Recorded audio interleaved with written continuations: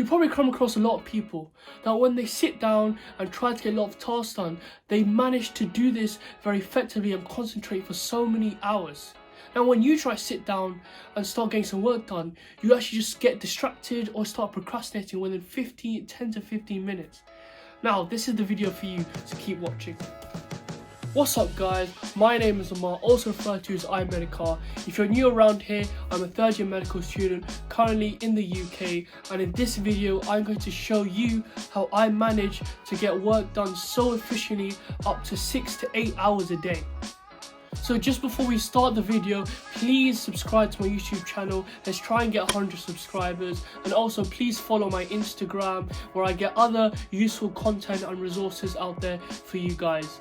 Now if you're an aspiring medic, I'm doing an interview service as well up on Medic Dojo on Instagram, and without further ado, let's get into it. Whenever I sit down and I'm trying to study or I'm trying to get a lot of work done, I always try and enter myself into this intensive focused zone, where you can easily get loads of hours done and you'll do whatever it takes to get that task done regardless of the time. So there are two principles behind this: efficiency and quality. Now efficiency is actually trying to get the work and task done in the least possible amount of time, right? But you want to make sure that the work you do is of really high quality standard whenever you're doing the work, and you want to make sure that you don't spend too much time dreading on the tasks. So this way you make sure you get loads of tasks done within the 5 or 6 hours in a day you have. So let's get into how I managed to concentrate and put 100% into the hours I put in, whether it's 5 to 6 hours or 7 hours, because you can get easily distracted. The first advice I'd like to give is start with pre-planning before your session. So what I mean by this is make sure you write down the tasks and make sure you take a note of the task that you want to complete in the 5 or 6 hour session that you're about to intake.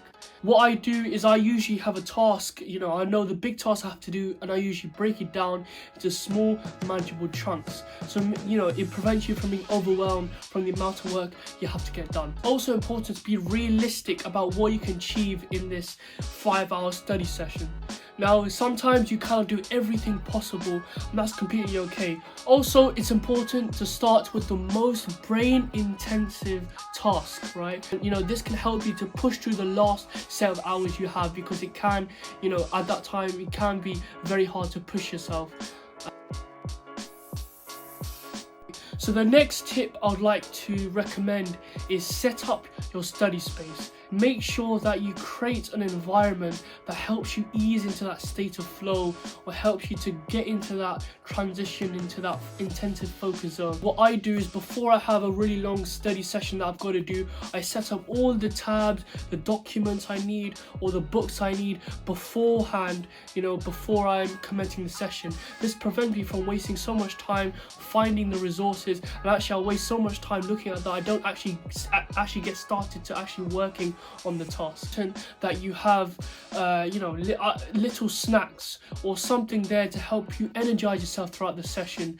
Your concentration is dependent on the boy's ability to use that energy, consume that energy throughout the session.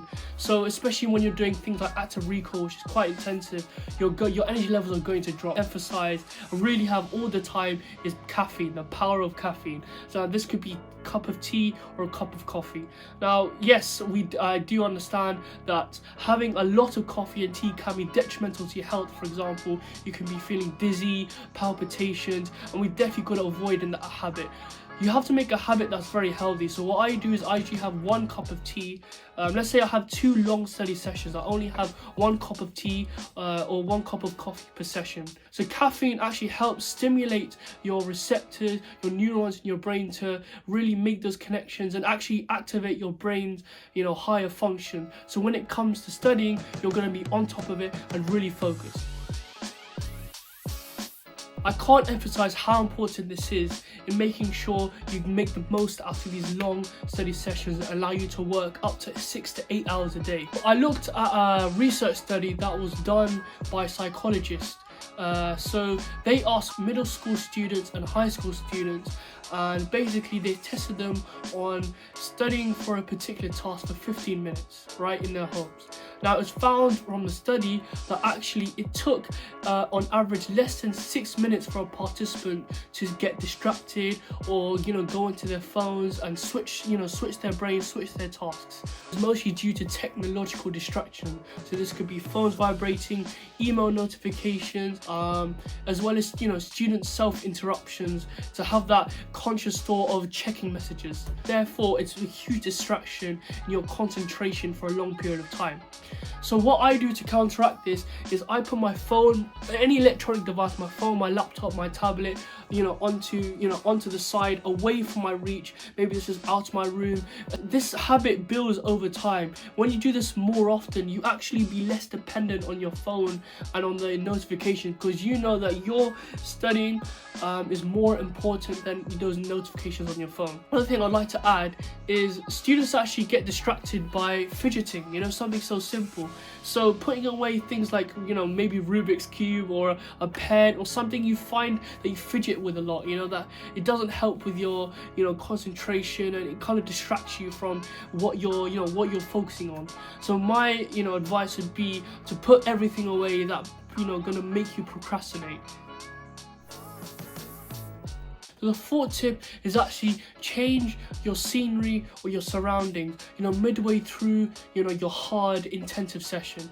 It's really important because sometimes I feel like my concentration is drifting away, or I feel like I'm, starting to get a bit fidgety. So sometimes a change of scenery, can actually help freshen your mind, helps you to maintain that concentration level throughout the session. It also allows you to take a little bit of a short break, because it takes a little bit of time, getting all your stuff and then getting to a different place.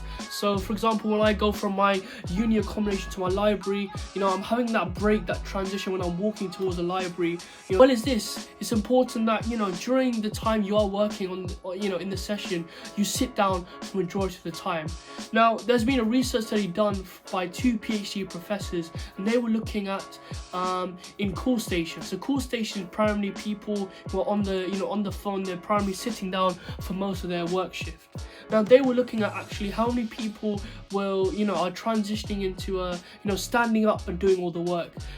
So they're incorporating stand capable workstations. So it was found actually that having these stand capable workstations in that call center actually encouraged people to really work 1.5 hours more longer in that day. And also it was shown in the results that 42% of people were more productive throughout the day when they were standing for some periods of the time while they're working, right? And having that mix helps you to improve that blood flow and circulation around the body. And actually that helps to energize and pump your brain to make it more active and engaged, to maintain that high concentration levels throughout the session.